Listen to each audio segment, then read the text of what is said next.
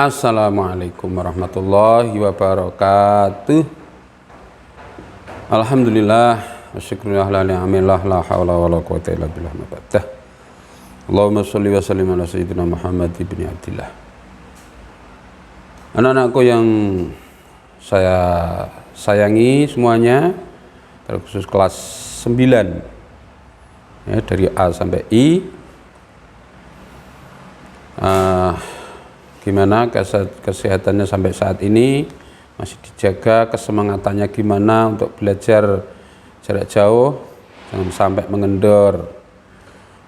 Pada kesempatan kali ini saya akan menyampaikan lanjutan dari materi fikih kelas 9, yaitu sesi yang ketiga kalau nggak salah ya, kalau nggak salah sesi yang ketiga,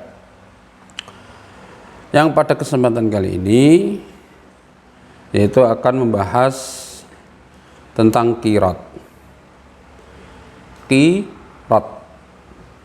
Nah, gitu. Oke anak-anakku, silakan dilihat LKS-nya dibuka ya. Ada pelajaran qirat. Qirat ini adalah sesuatu hal yang sudah umum, lumrah, dan bahkan hampir di sektor-sektor kota, seluruh kota, bahkan sampai desa mungkin di seluruh dunia ini mempraktekkan qirat. Karena apa? Qirat ini dalam hukum diperbolehkan, mubah, boleh. Nah, terus yang dimaksud dengan qirat itu apa, Pak? Qirat sesuatu hal yang telah dilakukan oleh Nabi, Kanjeng Nabi Muhammad SAW. Qirat ini artinya meminjam atau memotong ya, meminjam atau memotong, minjam, memotong.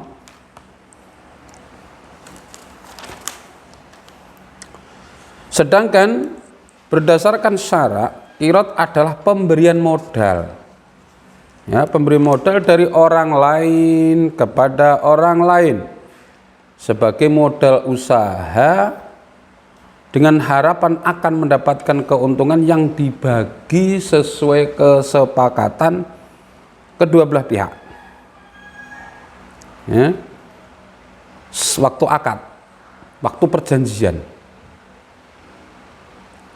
Nah, sekarang di sekeliling anak-anak kan banyak juga, bahkan sampai di toko-toko yang ada di desa itu banyak yang istilahnya memberikan modal dulu kepada toko ya, nanti setelah dijual dibagi dengan kesepakatan di awal, atau orang yang memberi pinjaman dengan pinjaman modal untuk usaha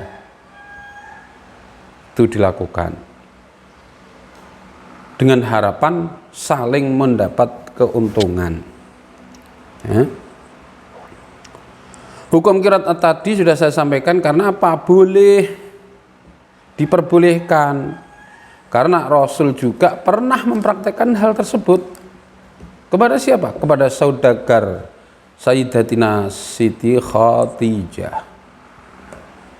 Barang-barangnya diambil, dipinjam oleh Nabi, dibawa pulang, diperjualbelikan, dijual, kemudian keuntungan dibagi menjadi beberapa kesepakatan antara yang punya modal dan yang diberi modal.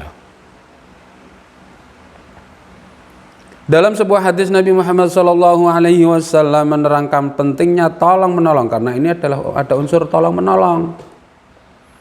Ya, ada unsur tolong menolong. Rasulullah SAW bersabda yang diriwayatkan oleh Imam Muslim, yang hadis an Abi Hurairah qala,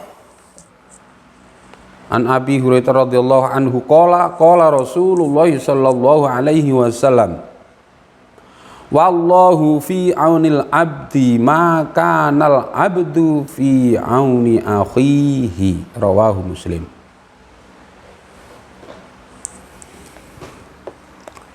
Hadis yang diriwayatkan dari Abi Hurairah radhiyallahu an, berkata Rasulullah sallallahu alaihi wasallam bersabda, Allah selalu menolong hambanya selama hamba itu menolong saudara-saudaranya.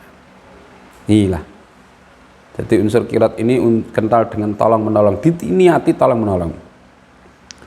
Jadi tidak hanya di bab qirat, tapi pada muamalah, ya, pergaulan, pada sehari-hari, gemarlah menolong kepada sesama teman, tapi dalam hal yang baik. Nih, ta'awanu 'alal birri wat taqwa. Wala ta'awanu 'alal ismi wal 'udwan. Itu ada dalam Al-Qur'an. Tolong menolong itu disyariatkan atau diperintahkan, karena ternyata unsur inilah yang sangat bermanfaat kembali kepada orang yang menolong juga. Karena apa? Pertolongan Allah pasti akan didapat oleh orang yang suka menolong kebaikan dan tidak mengharapkan apa-apa, hanya mengharapkan ridho dari Allah. Allah pasti. Itu. Wallahu fi anil abdi, ini Allah pasti berada di hamba-hambanya, Allah berada dan menolong kepada hamba-hamba makhluk kita semuanya. Jika kita semua ini adalah gemar atau suka menolong, ikhlas menolong kepada sesama teman, pasti itu Allah pasti akan menolong. Lah, unsur qirat ini adalah unsur tolong menolong, pemberi modal, minjami untuk usaha, untuk mencari nafkah, mencari rezeki. Kemudian yang selanjutnya adalah rukun dan syarat qirat.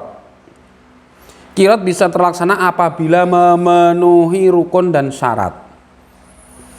Adapun rukun dan syarat tersebut adalah sebagai berikut. A. Rukun qirat, rukun dan syarat qirat. A.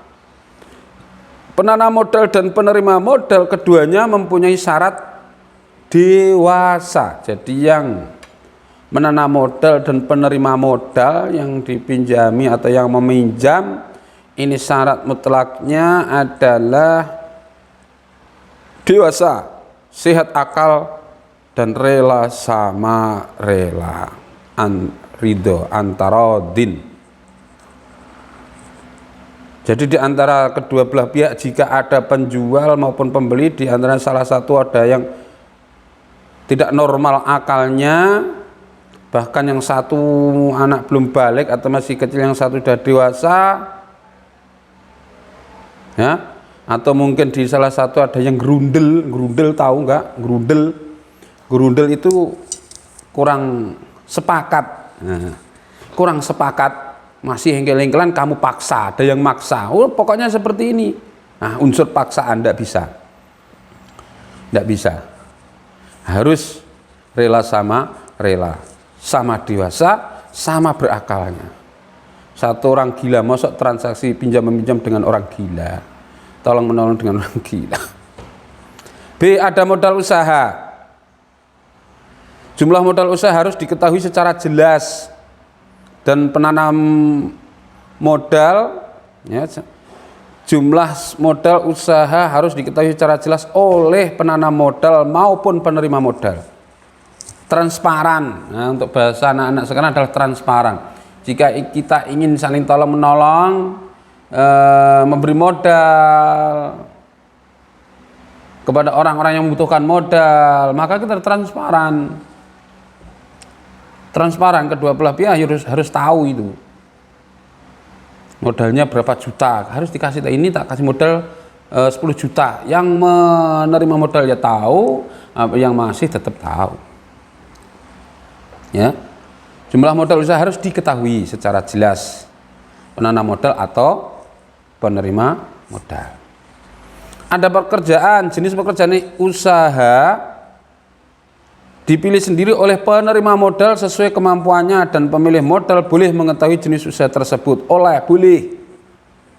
Yang memberikan modal boleh, dan bahkan silahkan mengetahui Nah, untuk menentukan usaha modal dikasihkan transparan juga, aku pingin usaha inilah. Dan itu dipersilahkan bagi yang menanam modal, kalau memang setuju ya oke, tak kasih. Jangan kok kamu saya kasih tapi kamu harus bekerja seperti ini. Justru yang menentukan adalah yang menerima modal. Dan kamu yang memberikan modal ya dipersilakan untuk tahu, dan memang sebaiknya memang tahu. Tapi yang berhak menentukan adalah yang menerima modal. Jangan kok ngasih modal. Nah, kalau memberi wacana, memberi solusi, memberi memberi pandangan boleh. Umpama ini gimana, umpama seperti ini gimana, kamu usaha ini gimana, nanti tak kasih. Itu kan memberi pandangan, memberi solusi, memberi jalan keluar. Yang menentukan oke, tidak, dan saya berusaha adalah yang menerima modal. Itu. Kemudian C, keuntungan. Pembagian keuntungan dibicarakan di depan ketika berlangsungnya perjanjian. Besar kecil keuntungan itu misalnya pemilik modal itu misal pemilik modal mendapat bagian 40 sedangkan penerima modal 60, harus pula dibicarakan kemudian kemungkinan apabila usaha tersebut tidak menghasilkan keuntungan atau bahkan rugi. Itu tergantung kesepakatan, tidak harus 40-60. Pak, 50-50 boleh, maksudnya 50% keuntungan. Satu bulan ini ada keuntungan 1 juta dibagi 2, boleh jika kedua belah pihak sudah sepakat, ridho sama ridho, oke. Sama oke. Tak ada masalah itu. Tidak harus ditentukan sekian dan sekian, tidak. Ditentukannya ya yang menentukan yang memberi modal dan penerima modal. Ijab kabul atau perjanjian, ini yang harus dilakukan, yaitu ijab kabul. Penerima modal ini tak kasih modal, oke saya menerima modal dengan perjanjian keuntungan dibagi sekian dan sekian. Nah, itu. Kemudian mengenal bentuk qiraat, usaha sederhana dan usaha modern, itu sudah jelas, ada yang modal sederhana, ada yang modern. Ya. Qiraat ini juga sebagai salah satu bentuk kepedulian terhadap masyarakat miskin. Kemudian yang memberikan pinjaman, memberikan modal tentunya mendapatkan keuntungan baik dari keuntungan berupa finansial, pembagian maupun keuntungan secara pahala yang besar. Ma min muslimin yukridu musliman qardon marrataini illa kana kasadaqatiha marrah. Nek ngutangi ping pindho, ya, ngutangi ping pindho itu yang kedua dianggap sedekah, padahal yang nyaur, yang mengembalikan sedekah. Ya, itulah perlu beberapa hal yang perlu diperhatikan dalam qiraat. Pemilik penanam modal dan penerima modal harus saling percaya, artinya bisa mempercayai, saling bisa dipercaya. Penerima modal harus berusaha secara hati-hati dan benar, misalnya tidak menggunakan modal tersebut untuk mencukupi kebutuhan pribadi, mengutamakan kebersamaan. Perjanjian antara pemilik modal dan penerima modal harus dibuat dengan jelas dan tertulis, bahkan perlu pula adanya saksi yang disetujui oleh pemilik atau penanam modal dan penerima modal. Inilah nanti kalau perjalanan seperti ini, insya Allah dalam sesuatu atau usaha kita pasti akan diridhoi oleh Allah SWT dan menghasilkan hal yang baik juga. Ini sementara pertemuan kali ini, yaitu sesi yang ketiga, saya sampaikan masalah qiraat.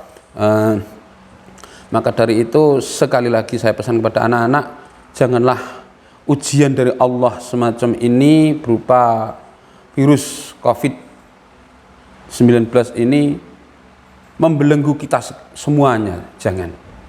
Justru dengan adanya ini malah kita bertafakur kepada Allah dan selalu memupuk kesemangatan kita untuk mencari ilmu-ilmu Allah. Dengan demikian, mari semangat belajar, jangan sampai putus asa, jangan malas-malesan, jangan main YouTube aja. Dari saya, apabila ada kurang lebih mohon maaf yang sebesar-besarnya. Wallahul muwaffiq ila aqwamit thoriq. Wassalamualaikum warahmatullahi wabarakatuh.